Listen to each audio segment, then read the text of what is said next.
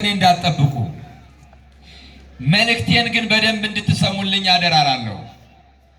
እንኳን ለወንጌል የቆመ አይደለም የእግዚአብሔርን መንግስት የማያወርሰው ዘፈን የተባለው እንኳን ቁም ነገር ኖሮት ሰዎች ይሰሙታል። ዘፈን መቼም መንግስተ ሰማያት ያስገባን ተብሎ አይጠበቅም። ዘፈን እንዳውም ለኦርቶዶክሳውያን ለቤተ ክርስቲያን ጠንቅ ነው፣ ጠላት ነው። ታስታውሱ ከሆነ የመጥምቀ መለኮት ቅዱስ ዮሐንስ አንገት የተቆረጠችው እውነት የተደበቀው የታውስብእስተውከ የወንድምህን ሚስት ልታገባ አይገባም፣ አይቻልም። የፊልጶስ ሚስት የፊልጶስ ናት፣ ዋርሳት ተውረስ ድንበራት ታውርስ በተባለ ጊዜ ዘፋኟ የሰይጣን ልጅ የዲያብሎስ ሐሳብ አስፈጻሚ የሆነችው የመጥምቀ መለኮት ቅዱስ ዮሐንስን አንገት ቁረጥልኝና ልዝፈንልህ ነበር ያለችው በበዓሉ ላይ ለንጉሱ። ያ እንኳን ቁም ነገር ኖሮት ሰዎች ይሰሙታል፣ ያዳምጡታል፣ ይሸልሙታል ሁሉ።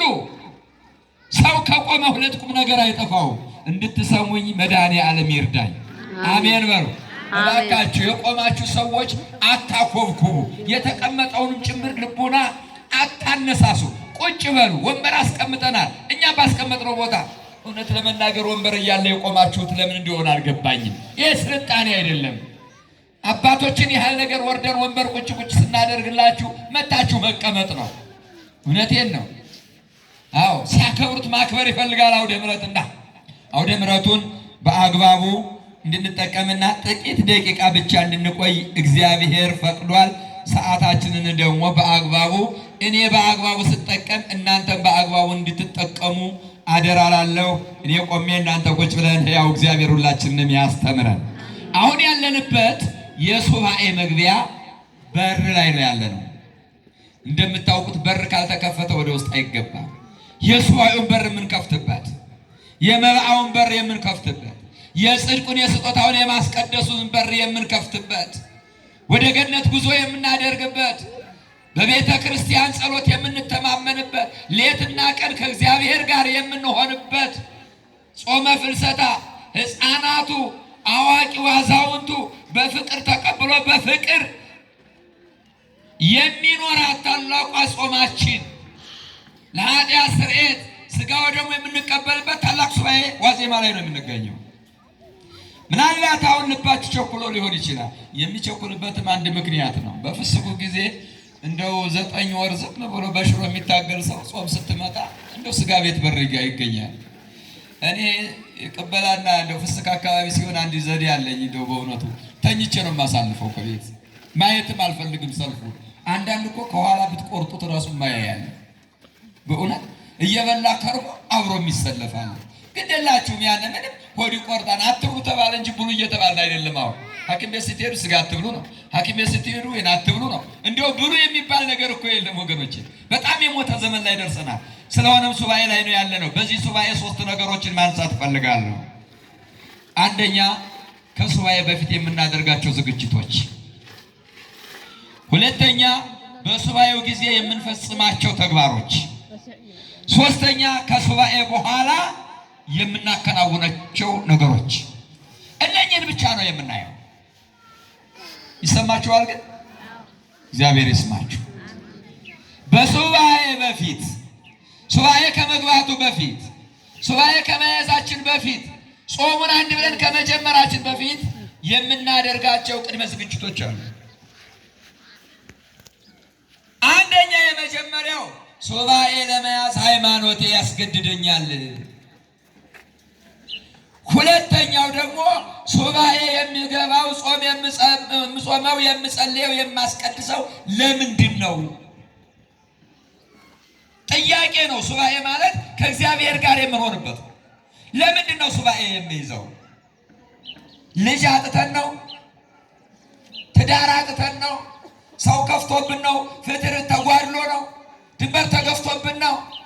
ወይስ ደግሞ ጎረቤታችን አልሞት ብሎ ነው? ወይስ ደግሞ የሐሰት ምስክርነቱ አልጸድቅ ብሎ ነው? ወይስ አረብ ሀገር አሜሪካን ሀገር ለመሄድ መንገድ ተዘግቶብን ነው? ወይስ ደግሞ ለነፍሳችን የሚጠቅም ነገር ለጽድቅ አብቃን ብለን ለመለመን ነው። ለምንድን ነው ሱባኤ የምንይዘው የሚለውን ቆም ብሎ ማሰብ ጥያቄ ነው። የምንፈልገውን አንድ ሰው ገበያ ሲሄድ የሆነ ቦታ ላይ ሲሄድ ምክንያት አለው።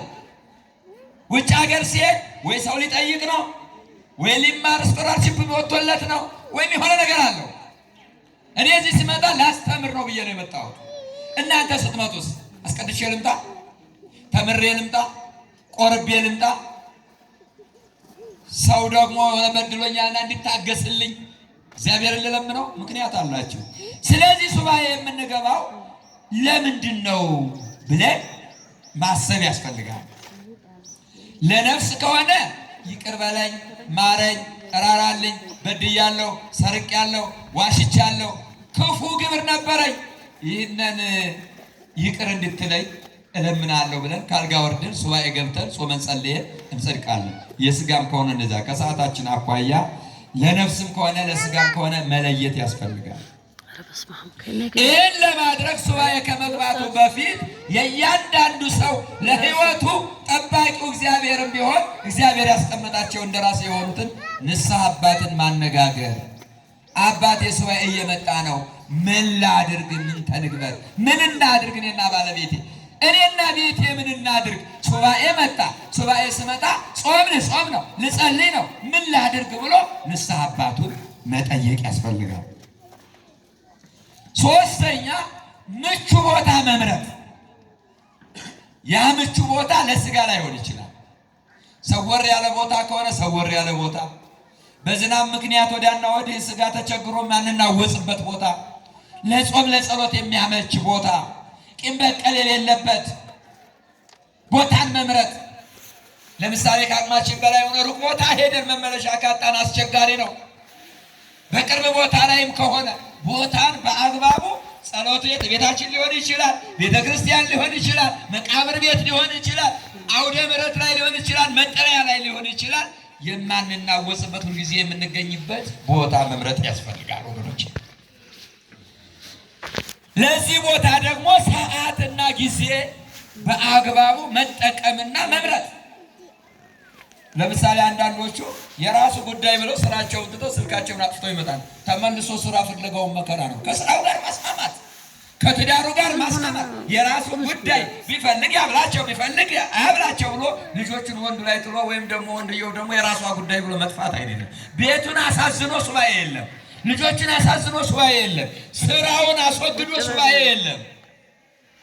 ስራ ትልቅ ነገር ነው። ስራ ሰርቶ ወጥቶ ወርዶ ጥሮ ግሮ ቤተሰቡን ማስተዳደር ጽድቅ ነው። ይህን ያላደረገ እንዳውም እንደ አረማዊ ነው፣ እምነት እንደሌለው ነው። ወጥቶ ወርዶ ቤተሰቡን የማያበላ የማያጠጣ የማይረዳ እሱ ክርስቲያን አይደለም። ስለዚህ ጊዜና ሰዓትን በአግባቡ መጠቀም ያስፈልጋል። ተመልሶ ቤት ተመልሶ ኑሮ ማንኳኳት አይቀርምና መድረሳችንን ብቻ ሳይሆን መመለሳችንን ማሰብ ያስፈልጋል። አምስተኛው ምንድነው ካላችሁ ለሱባኤ የሚገቡትን ምግቦችና ልብሶች መምረጥ። እኔ አንዳንዱ ሰው በሴኖ ትራክ ጭኖ ሱባኤ የሚገባ ሰው አለ። ስሟ ስንቅ ነው የመቤቴ ይልና እንደው ጥረኝ ቆሎ እንኳን የለኝም ከቤቴ ይላል። ግሸን ሲሄድ እኮ የወዛደር ያለ ዝም ብሎ ተሸክሞ ያዝ ልቀቅ እኮ ነው። 3 ቀን የሚቆይ አይመስልም። ልክ 30 ቀን እንደሚቆይ ሱባኤ የሚገባ ሰው ሰውነቱን ለመጉዳት ነው። ብርድ ጉዳቸው አይደለም። በአግባቡ ይገናችሁ። ቤተክርስቲያን መጥቶ የኔ መቀመጫ ነው፣ ይሄ እኮ የኔ ቦታ ነው። እንደው አሁን እዚህ አካባቢ የለም እንጂ ወደዛ ቦታ መጥራትም አያስፈልግም። እንደው ወደዚህ ወደ 22 ወደ የካም ወደ ቀራንዮ ወደ ቀጨኔ ወደዛ ብቅ ስትሉ እንደው የሆነ ጥጥ የሆነ ነገር የሆነ ደግሞ አሮጌ ልብስ ባርጩማ ላይ ያደርጉና ውስጡ ብትገቡ ዙሪያውን መቀመጫ ነው። ታቦት አያዞርም። ሌላው አመታቁቼ ይሄ እኮ የኔ እኮ የነገሌ ዘር ነኝ እዚህማ አትቀመጭም የሚባልበት ነገር እንዲህ አይባልም። አዎ በሱባኤ ጊዜ አባቶች ስትመጡ ማመልከቻ አለ፣ መታወቂያችሁ ይሰጣል። እዚህ አዳራሽ ተቀመጡ እገሌና ገሌ ዝግጅ እገሌና ገሌ እዚህ ሊባል ይችላል። ስለዚህ ምንድነው የሚያስፈልገው? 14 ቀን ሱባኤ ለማያስፈልገው አንድ ሰው በ7 ቀን የሚያልቅ ስንቅ አያስፈልግም። አመጋገቡን ማጠቃቀሙን ስርዓት ባለው ማድረግ ያስፈልጋል። በአግባቡ ምግቡን በአግባቡ ልብሱን እንደው ሲመለስም ሲወጣ ሲገባም እንደው የዩልኝ አይነት ነገር እንዳይሆን በጥንቃቄ በአግባቡ ለሱባኤው የሚገባውን ነገር ማድረግ ለሱባኤው የሚጠቅመውን ነገር መጠቀም ያስፈልጋል ወገኖች። ሌላው እንደው ለሱባኤ ብቻ የሚሆነው ያለምንም ቅድመ ሁኔታ ከተጣሉት ጋር መታረቅ። ይሄ ይጎዳል ወይ? እኔ በቃ አባ ኃይለማርያም ጋር ተጣልቼ ነበር። አሁን እቺ ብዬ እግራቸው ላይ ወድቄ በቃ ሱባኤ እየመጣ ነው ይቅር በሉኝ። ይከብዳል። ይቅር በሉኝ ብዬ ጠይቄ ስነሳ ከበፊተኛው የሚቀለኝን አስቡት። ለእናንተ ለምንድን ነው የሚከብዳችሁ? ይቅርታ መጠያየቅ፣ ቂም፣ በቀል፣ ክፋት ግድግዳው ላይ እዛው ቤቱ ላይ አስቀምጦ መጥቶ ሲመለሱ እንደ ቦርሳ ማንሳት አይቻልም። ስለሆነም ንስሐ መግባት እነኚህ ነገሮችና የመሳሰሉት ከሰዓት አኳያ ቅድመ ዝግጅት የሚደረጉ ናቸው። ሱባኤ ከመግባቱ በፊት የሚከብድ አይደለም እኮ። በነገራችን ላይ ሱባኤ የግድ ከቤት ወጥቶ እዚህ በመምጣት አይደለም። ሰው ሳያቸው በቤታቸው ሆነው የሚጾሙ የሚጸልዩ የሚንበረከኩ በየስዕል ቤታቸው የሚሰግዱ ስፍር ቁጥር የላቸው። ሰው ሳያያቸው ዓለማውያን ጻድቃን ስንት አሉ። የታረቁ የሚያበሉ የሚያጠጡ በሳምንት ቅዳሜና እሑድ መጥተው ማን ነው እዚህ አካባቢ ዲያ ያለው ብሎ የሚያበሉ የሚያጠጡ የቀደሱትን የካህን ጉሮሮ ደክሞታን ብለው አጥሚት ይዘው የሚመጡ በሶ ይዘው የሚመጡ ስኳር ይዘው የሚመጡ አዎ ሌሊቱን እግዚአብሔር የሚያገለግልበትን ጉሮሮ ቅዱስ ቅዱስ እያለ የሚጸልይበትን አንደበት እኔ በስራ ነው ያለሁት በጸሎት እርዳኝ አባ ብለው የሚያመጡ ዓለማውያን ጻድቃን አሉ። ስለሆነም አስቀድመን መዘጋጀት ያስፈልጋል። ሁለተኛው ደረጃ ምንድነው? ቅድም እንዳልኳችሁ በሱባኤ ጊዜ የሚደረጉትን ጥቂት ነው። አንደኛው ከላይ ያሉትን በአጠቃላይ መፈጸምና ወደ ሱባኤ ስንገባ በጸሎት መጽናት፣ በጸሎት መጽናት፣ ለጸሎት ጊዜ መስጠት፣ ጸሎት ምግብ መሆኑን ማወቅ፣ ጸሎት ከባድ መሆኑን ማወቅ፣ የነፍስ ምግብ ቃለ እግዚአብሔር መሆኑን ማወቅ። ጸሎት የሚባለው ስመ እግዚአብሔር መጥራት ነው። ውዳሴ ማርያም መድገም፣ ዳዊት መድገም በተቻለው ሁሉ። ይህም ካልሆነ እኮ መሐረነ ክርስቶስ እግዚኦ መሐረነ ክርስቶስ እግዚኦ መሐረነ ክርስቶስ በቃ እሱም ካልሆነ ይቅር በለኝ ይቅር በለኝ ማረኝ፣ እድሜ ስጠኝ፣ ጤና ስጠኝ፣ ልጆችን አሳድግ፣ ቤቴን ጠብቅ፣ የአባቶችን የእናቶችን ነፍሳቸውን ማርልኝ፣ ያለነውን ጠብቀን፣ የሰላም አምላክ ሰላሙን ዘዝልን ብሎ በጸሎት መጽናት፣ ለጸሎት ጊዜ መስጠት። አንዳንዶቹ መጥተው ሱባኤ ገባን ብለው በሶ አለ ሳህኑ ታስሮ ይመጣል። ልክ ከቅዳሴ እንደተመጣ እንደው እግራቸውን አጣምረው እንደው ፌንጣ የማይዘለው ሲኖትራክ የማይችለው አጎራረስ ጉንጫቸው ድንኳን እስኪመስል ድረስ ይታገላሉ። ክርስቲያን ቀንሶ ነው የሚበላው። ትሞታለህ ያሉት ይመስል እያንጠባጠቡ መጎድጎድ ዝም ብሎ ልጆቻችን ስርዓት አልባ ሆነዋል። እንደው በቤት ሲቀር እንደው እዚህ መጥቶ የሆነ ነገር ቢቀር እንደው አንድ ይዝሮ እንደው መጠቅጠቅ ዝም ብሎ እንደ ስልቻ አበላላችን፣ አነጋገራችን፣ አጠጣጣችን የተለካ መሆን መቻል አለበት። በጸሎት መጽናት ያዙልኝ። ሌላው ጸሎት ስናደርግ ከእግዚአብሔር ጋር እየተነጋገርን መሆኑን ማስተዋል። ጸሎት ቢል ምስለ ተናግሮ እግዚአብሔር፣ ጸሎት ማለት ከእግዚአብሔር ጋር መነጋገር ማለት ነው። ጸሎት በምናደርግበት ጊዜ ከእግዚአብሔር ጋር እየተነጋገርን ከሆነ በዚህ በአንደኛ ዮሐንስ መልእክት 4:7 ላይ ኦሆ በልዎ ለእግዚአብሔር ሆኖ በልዎ ለጋዴ፣ እግዚአብሔርን እሺ በሉት ሰይጣንን ግን ተቃወሙት ከእናንተ ይርቃል ይላል። እንደው አሁን ስልካችሁ ምሳሌ ልንገራችሁ። እኔና መምሬ እኔና አባቴ ወይም ደግሞ አንድ ሰው ጋር ስልክ ተደዋውል፣ ሌላ ሰው ቢደውል ምንድን ነው የሚለው መስመሩ? ኧረ ነገር ቀና ቀና ማለት ምን አደፈጣችሁ? ቀና ቀና ሲቀና ካንገታችሁ አትተኙብኝ። ደህና አደራችሁ። መልካም ቁርስ ይጠብቃችሁ። አሜን በሉ። አዎ አባቴ ጋር እየተደዋወል ሌላ ሰው ቢደውል በመካከላችን የእሳቸውም የኔም ስልክ ምንድነው የሚለው? ይቅርታ መስመሩ ተይዟል። መስመሩን እየተነጋገሩበት ነው አይደል የሚባለው? ታዲያ ብዙዎቻችን ከእግዚአብሔር ጋር የምንነጋገርበትን ጸሎቱን አቋርጠን አይደል ከሰይጣን ጋር የምንነጋገረው? ቆይ ልውጣማ ከዚህ ሱባኤ ስመጣ እናሳየዋለን አይደል የምንለው? ይህ ከሰይጣን ጋር መነጋገር እኮ ነው። የእግዚአብሔርን መነጋገር ሲጮፍ አድርገን የእግዚአብሔር ከእሱ ጋር የምንነጋገርበትን መስመር አስይዘን ከማን ጋር ነው የምንነጋገረው? ከእግዚአብሔር ጋር ብቻ መነጋገር፣ ሀሳቡን መሰብሰብ፣ ከዓለም መውጣት። ከዓለም ለመውጣት በቤትም በቤተ ክርስቲያንም በግልም በማህበርም ይቻላል። ስለዚህ ከእግዚአብሔር ጋር እየተነጋገርን መሆኑን ጸሎት ማለት በአባትና በልጅ መካከል ያለ የፍቅር የወግ ሀሳብ መለዋወጫ። በጸሎት አምላክን እንጠይቀዋለን። በሰዓታቱና በቅዳሴው በወንጌል እሱ ደግሞ ያነጋግረናል። ምን ብሎ ይቅር በለኝ እንለዋለን፣ ይቅር እንዲል አትስረቅ ይላል። ማረኝ እንለዋለን፣ እንዲምር ከሰው ጋር ምህረት አድርግ ይላል። ስጠኝ እንለዋለን፣ እንዲሰጥህ ስጥ ይላል አይደል? አትኮንነኝ ስንለው አትኮንን ብሎ ይነግረናል። ስለዚህ የምንመካከርበት ከአምላክ ጋር ከአባታችን ጋር የምንነጋገርበት ቋንቋችን ስለሆነ በጸሎት ጊዜ ሌላ ሀሳብ አለማስገባት። በሰላም አሳድረን ብለን ነው ማለት ማታ ስንተኛ ተመስገን ሰላም አሳድረኝ። መቼም ክርስቲያን እንሰላ ይተኛ ደግሞ ጠዋት ላይ ሰላም አውለኝ ብለን እንወጣለን አይደለ? ይኸው ሰላም አሳድረን ስናነጋግረው ፊታችን ቁሞ አይተነዋል እንዴ? አዎ ተስፋችን ስለሆነ ያደርግልናል ብሎ በአግባቡ እግዚአብሔር ጋር መነጋገር ያስፈልጋል። ምንድነው ሌላው? የሐሰትና የእውነት አባት የሆነውን መለየት።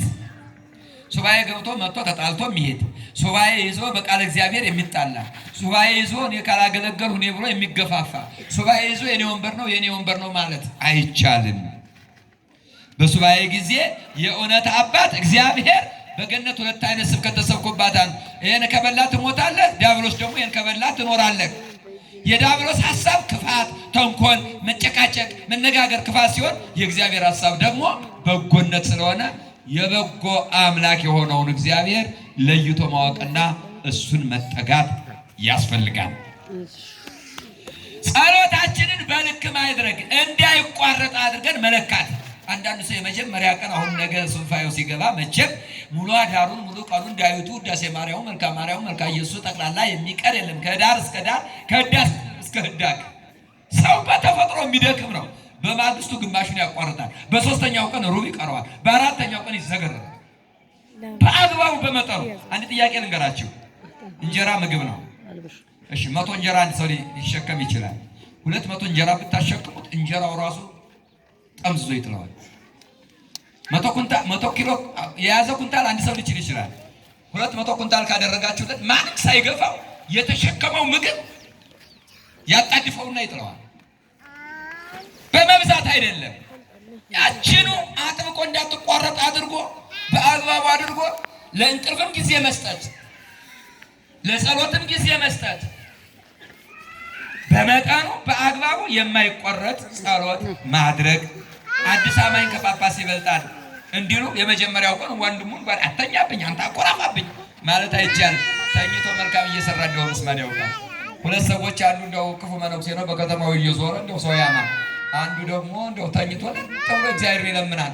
አንተ እዚህ ተጋድመህ ምን እንደው እንትኑን ገዳሙን እኮ ስርዓት አልባረ። ኧረ ተወኝ ወንድሜ፣ አሁን እኔ እንደው ሁሉ ትቼ ጸጥ ብዬ ተኝቼለት እግዚአብሔር ተጎድቶ ነው ወይ አይደለም እንዴ? እንደው ዝም ማለት ያስፈልጋል። ይሄን ነው። ሌላው ደግሞ ጸሎትና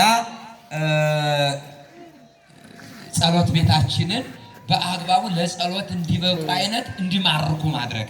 ስንወጣ ስንገባ በቤታችን ጸሎት ቤት ካለ ጫማችንን እንድናወልቅ አቋም መያዝ። ስንወጣ ስንገባ በፊታቸው ሆነን መማለጃ መሆናቸውን አውቀን በቅዱስ ስዕላቱ ፊት ጸልየን መውጣት። ከዚህም ስንመጣ ልክ ሱባኤ ነውና ሁለት ጉልበቶቻችንን ሁለት እጆቻችንን ግንባርና ከንፈራችን መሬት ሰግዶ አምላኬ ሆይ ይቅር በለኝ ብለን ስድስቱን ሕዋሳችንን መሬት አስነክተን ይቅርታ መጠየቅ፣ ትሕትናን ገንዘብ ማድረግ። እኔ ትሑት ቅን የዋህ ምስኪን ነኝና እናንተም እንደኔ ቅን ሁኑ ከኔ ተማሩ። የማቴዎስ ወንጌል ምዕራፍ 11 ቁጥር 28 ላይ ያለው እናንተ ሸክማችሁ የከበደ ወደ እኔ ኑ ሸክማችሁን እኔ አቀለዋለሁ አስወግደዋለሁ አለና ስለሆነም እናንተ እኔ ቅን የዋህ ትሑት መሆኔን ልቤ ትሑት መሆኑን እወቁ። እንደዚህ እንደሆንኩ ሁሉ ሸክማችሁ እንዲቀል ከፈለጋችሁ እናንተ እንደዚሁ ትሑት ይሁኑ፣ የዋህ ሁኑ። ልክ ትሕትናን የሚገልጥ ነገር ብዙ ብሎ የሚያንቀባርር ጸባጣሪ የሆነ ነገር የሆነ ከግንባር ላይ የሆነ የበላይነት ሳይሆን የትሕትና ነገር። ትሑት ቢላክ ያደርሳል፣ ባይለብስ ይሞቀዋል። ትሑት የሆነ ሰው ወፍራም ነው። ይህንን ማድረግ ያስፈልጋል። ሌሎችም አሉ፣ ብዙዎች ናቸው። እነኛን ሁሉ ብዘረዝር ጊዜ አይበቃኝም። ቸርነትን ማድረግ፣ በወቅቱ በመካከሉ መመጽወት። በሱባኤ መካከል ንስሐ ገብተናል፣ ይቅርታ ጠይቀናል፣ ሱባኤ እንደሚመጣ አውቀናል፣ ንስሐ አባታችንን ጠይቀናል።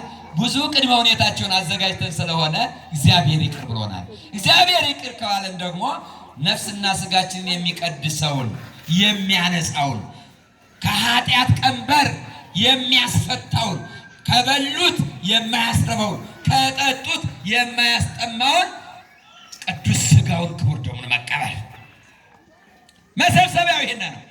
ሌሎችን ቅድም ብለናቸዋል። ተራግፈዋል፣ ተወግደዋል፣ ታጥበናል፣ ንጹህ ሆነናል።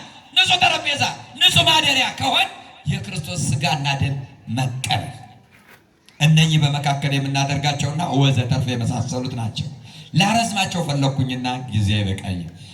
ይህን ካልን ደግሞ ልክ ሱባኤው ካለቀ በኋላ የምናደርጋቸውን እንነጋገርና ሰላም ለኪ ጸልየን ወደ ቤታችን እንሄዳለን። እየሰማችሁኝ ነው? እግዚአብሔር ይስማችሁ። ከሱባኤ በኋላ ወደ ነበሩበት ኃጢአት አለመመለስ።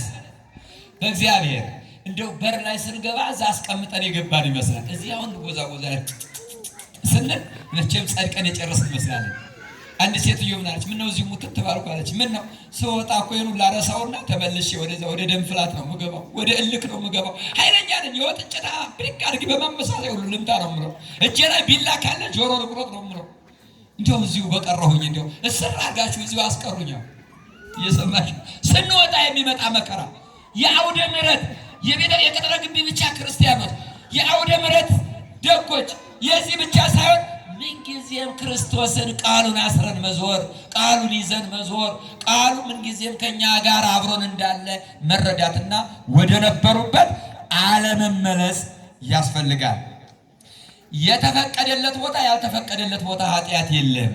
የሆነ ቦታ ላይ አውርደው በጾም ጊዜ አትስራ፣ ያለ ጾም ጊዜ በፍስክ ስራ የሚባል ኃጢአት የለም።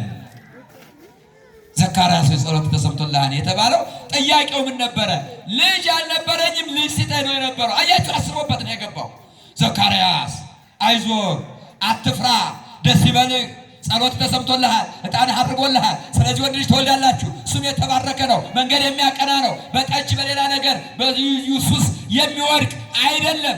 ዓለምን ወደ መንፈሳዊነት የሚያመጣ መንገድ ጠራጊ የተባረከ የተቀደሰ ለኢየሱስ ክርስቶስ እውነተኛ ምስክሩ አገልጋዩ ነው፣ ሐቀኛ ነው። ደስ ይበልህ፣ ቤተ እግዚአብሔርን ያገለገልክ ስለሆነ በጸሎትህ መልካም ልጅ ተሰጥቶሃል ያለው የእግዚአብሔር መልአክ ቅዱስ ገብርኤል ነው። ወስብሐት ለእግዚአብሔር ወለወላዲቱ ድንግል ወለመስቀሉ ክቡር አሜን። ተባረኩ። ደህና አደራችሁ። ዘካርያስ በማን ፊት ቆሞ ነበረ? በመሰዊያው ፊት ቆሞ ነበር። ምን እያለ? እጁን ዘርግቶ እየጸለየ። ያን ጊዜ ሲጸልይ ማን መጣ? ቅዱስ ገብርኤል መጣ። በመሰዊያው ምን ፊት ለፊት እሱን ዕጣን ይዘው ወደዚህ ይምጡ፣ የእኔ አባት ወደዚህ ይምጡ፣ የእኔ ጌታ። አሁን በመሰዊያው ፊት ለፊት ነው የሚለው። ለዚህ ነው ቅድም እየዞርኩኝ አንዳንድ እናቶች በእውነት እምቢት አውጣው የመጡ ይመስለኛል። አንዳንዶች እናንተ ደግሞ ተባረኩ የመጣችሁ። እንደው መቼም ከነዚህ እንደ በቀሎ ተሸፋፈኝ እንደው ቆቡም ከርፈፍ ያለ ነው፣ እያያችሁት ነው። ይሄን አድርጌ ወደዚህ ምናምን ስንል ልክ ለኛ ጥቅም ይመስላችኋል ነው ይቀራሉ። ስለዚህ ምንድነው ዕጣኑ እዚህ ነው ያለው። ስብሐት ወክብር ልልነት ስለሆነ በመሰዊያው ፊት መሆን ያስፈልጋልና ሁላችሁም የዛሬው ቀን የምሕረት ቀን መሆኑን አስባችሁ እጃችን ዘርግተንም ሰላም ለኪ ስለምንል እጅ የምንሰጥበት ልቤን ግለጠው የምንልበት እኔም ከ8 ዓመት በፊት ያየኋትን ራእይ ደግሞ ለእናንተ እነሆ ለሕዝቦቼ የምነግርበት ጊዜ ስለሆነ እግዚአብሔር ስለፈቀደ ለዚህ ስላደረሰ ሱባኤውን ልንጀምር ስለሆነ ለጽድቅ እንድንበቃ በኔ በጎስቋላው ልጁ በምስኪኑ ላይ አድሮ ጥቂት መልእክት ስላስተላለፈ ደስታ የተሰማችሁ ሁሉ ከወንበር ይልቅ እግዚአብሔር ይበልጣልና ካላችሁበት ተነስታችሁ ወንዶቹ በዚህ ቀኝ በኩል ሴቶቹ በዚህ በኩል ከኔ ፊት ለፊት ከየመጠለያው ተነስታችሁ ከኔ ፊት ለፊት ሆኑና ጸሎት እናደርሳለን። ያስማማና ያስማማ። ታች ያላችሁ ሴቶች አሁን ወንበር የለም፣ ወደ ቦታችሁ። ላይ ያላችሁ ወንዶች በዚች በኩል ወደ ቦታችሁ እስከ ግማሿ ድረስ መምጣት ትችላላችሁ። ስለዚህ ሁላችሁም ወደ እኔ ነው የምትዞሩት። ላይ ያላችሁ